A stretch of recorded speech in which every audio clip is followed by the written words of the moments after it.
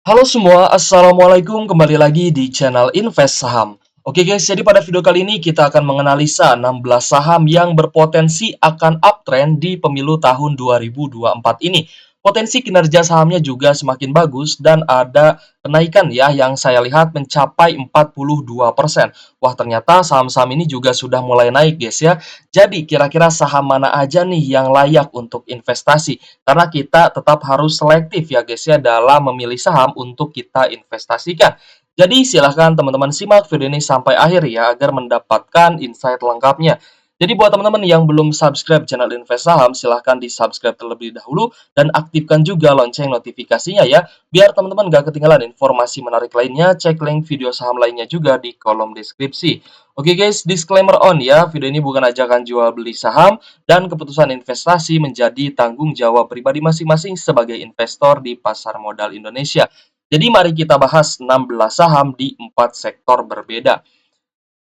Kita akan membahas dulu ya guys ya, kilas balik kinerja IHSG di pemilu-pemilu sebelumnya. Ya, jadi dilansir dari CNBC Indonesia, di mana kinerja IHSG di beberapa tahun pemilu sebelumnya ini cenderung naik ya guys ya. Di tahun 2004 ya, pemilu 2024 IHSG-nya naik 17,7%.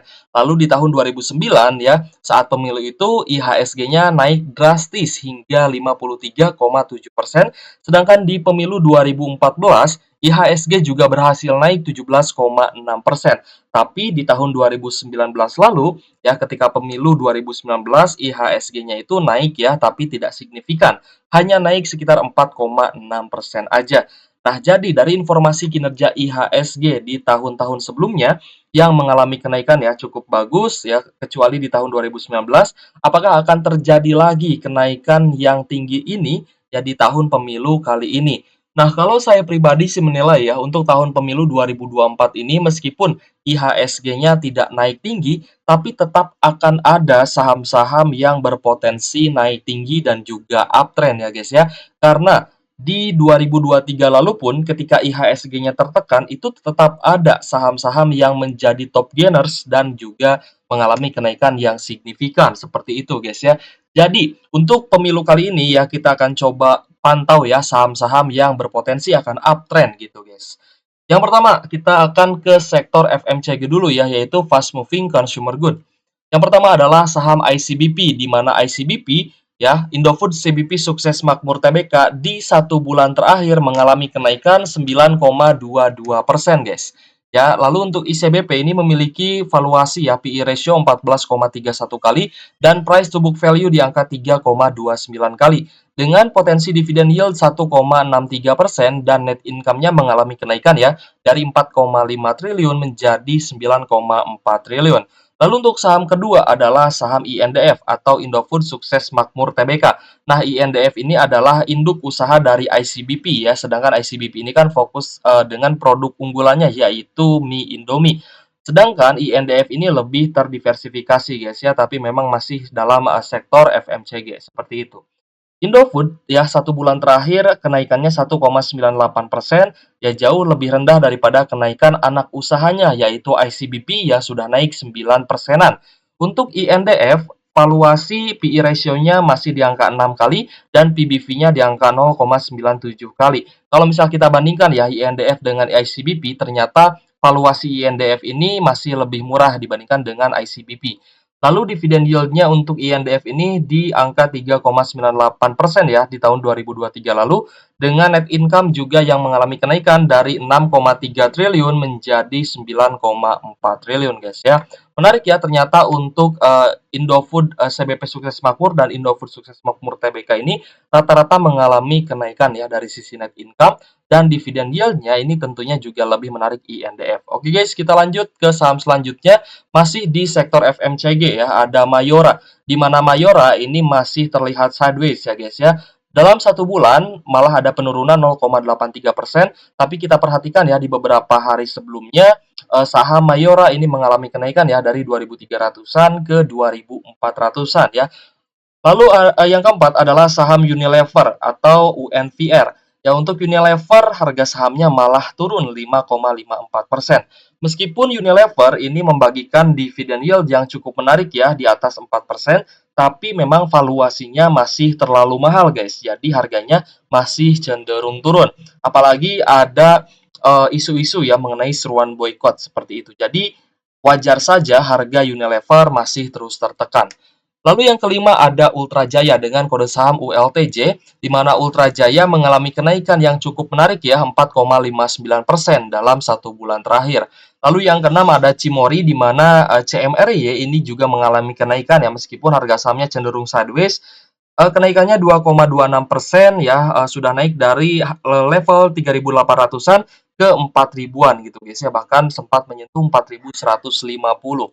Kita lanjut ke saham selanjutnya ya, masih di sektor FMCG, ada saham Cleo. Nah, untuk Cleo ini 1 bulan terakhirnya malah turun 1,49%.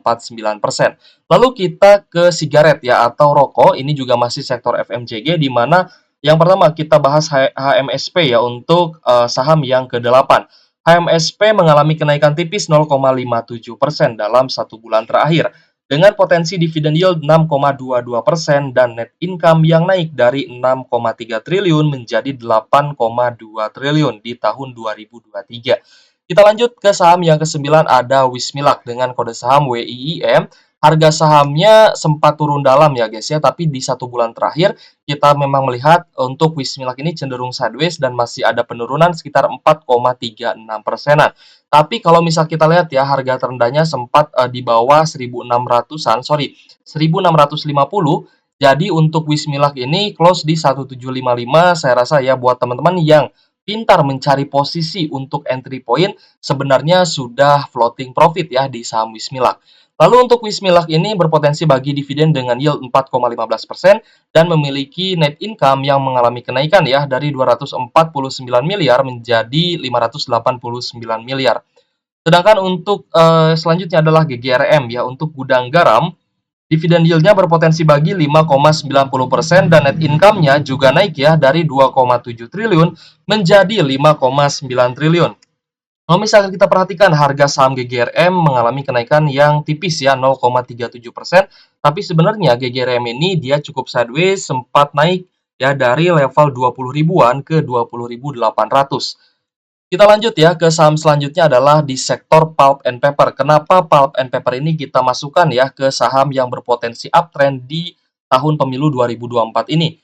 Nah, kita akan coba lihat ya guys ya dari historisnya, di mana di pemilu 2019 ya, sebelum pemilu 2019 ya, di mana di situ ada pilpres dan juga pilkada serentak, ini mendorong kenaikan saham produsen bubur kertas ya guys ya. Nah, kita akan coba bahas ya guys ya untuk beritanya. Pelansir publikasi di website resmi Bursa Efek Indonesia, saham INKP sempat meroket ya sebesar 123% di tahun 2018. Ini sebelum pemilu di tahun 2019, dan juga Tekim ini juga naik ya 122,6% dan memberikan sumbangan poin ya kepada kenaikan IHSG sebesar 32,7 poin seperti itu guys ya. Lalu di bulan November 2023, industri kertas ini siap menyokong kebutuhan kertas di hajatan pemilu tahun depan, tepatnya di Februari 2024 mendatang. Sedangkan untuk berita terbaru ya di 19 Januari 2024, KPU Solo ini temukan 26.177 surat suara pemilu 2024 yang mengalami kerusakan, mulai dari kertas yang sobek hingga terkena luberan tinta. Nah, untuk surat suara pemilu yang mengalami kerusakan ini ya saya lihat sih memang ini dikarenakan logistik ya guys ya, di mana memang untuk distribusi ada beberapa logistik yang memang tidak terlalu memperhatikan ya, tidak terlalu memperhatikan adanya barang-barang padat dan juga barang cair gitu guys ya, dan saya rasa sih seharusnya ya tidak terkena luberan tinta kalau packingnya atau packagingnya itu memakai kertas yang ibaratnya tidak tembus cair gitu guys, tidak tembus cairan seperti itu. Jadi harusnya aman. Tapi KPU malah temukan ribuan ya, puluhan ribu surat suara pemilu yang mengalami kerusakan. Bahkan bukan hanya KPU Solo, tapi di daerah lain juga masih menemukan surat suara pemilu yang mengalami kerusakan gitu guys. Jadi untuk INKP dan juga Tekim ya guys ya, sebenarnya harganya ini lagi tertekan gitu guys ya. Dia sedang berada di harga bawah, dan kalau misal teman-teman lihat upside-nya juga sebenarnya sangat menarik ya. INKP bisa tembus 11.000 sampai 12.000, untuk Tekim bisa tembus sampai 9.000 bahkan ke 10.000. Untuk INKP ya, ada sedikit kenaikan tipis 0,95% di 1 bulan terakhir ya. Per hari ini close di 8 ribuan. Sedangkan untuk Tekim atau pabrik kertas Jiwi Kimia, Tekim ini di 1 bulan terakhir mengalami penurunan ya 1,48%, harganya masih tertekan. Dan sebenarnya untuk Tekim sempat naik ya ke 7.200-an, tapi di beberapa pekan ini memang harga Tekim kembali turun dan close di 6.650. Jadi sebenarnya INKP dan juga Tekim ini ada potensi untuk rebound dan juga uptrend ya di pemilu 2024 ini. Dengan catatan ya, kita harus tunggu laporan kinerja kuartal 4 2023-nya.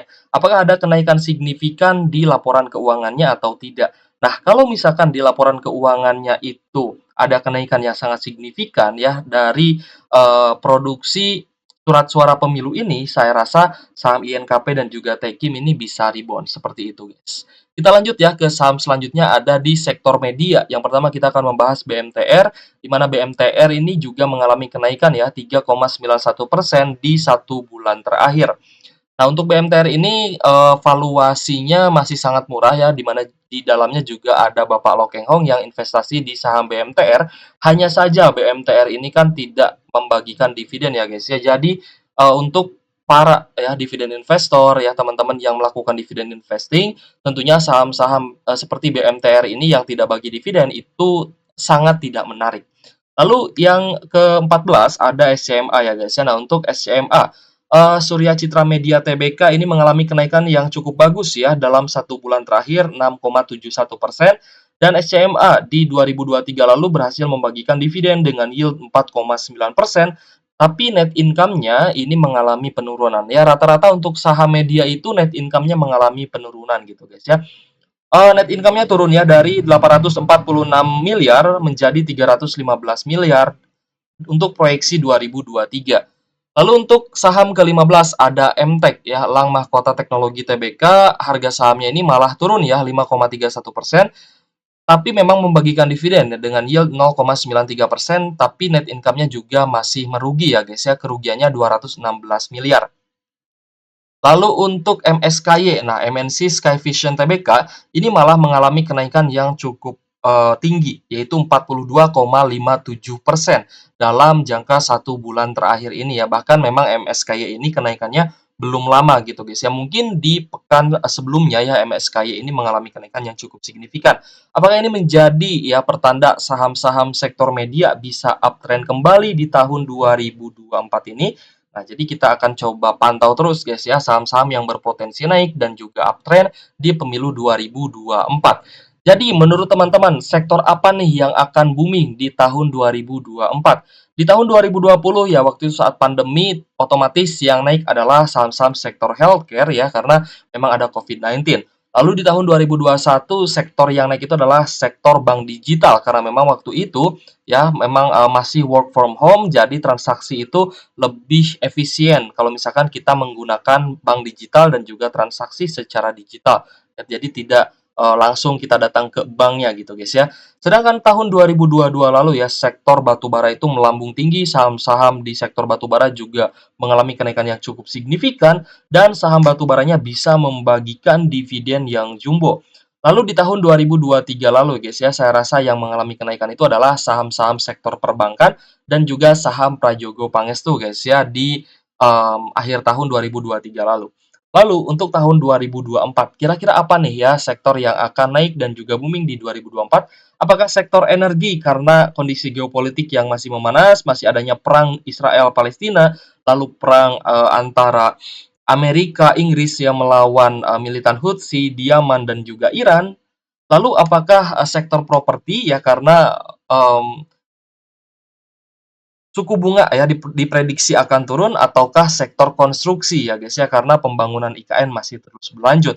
Boleh tuliskan pendapatmu di kolom komentar guys ya. Kalau misal teman-teman punya requestan ataupun punya pendapat lain ya boleh tulis aja di kolom komentar. Oke guys, terima kasih sudah support dan menonton channel Invest Saham. Thank you for watching. See you on the next video. Wassalamualaikum warahmatullahi wabarakatuh.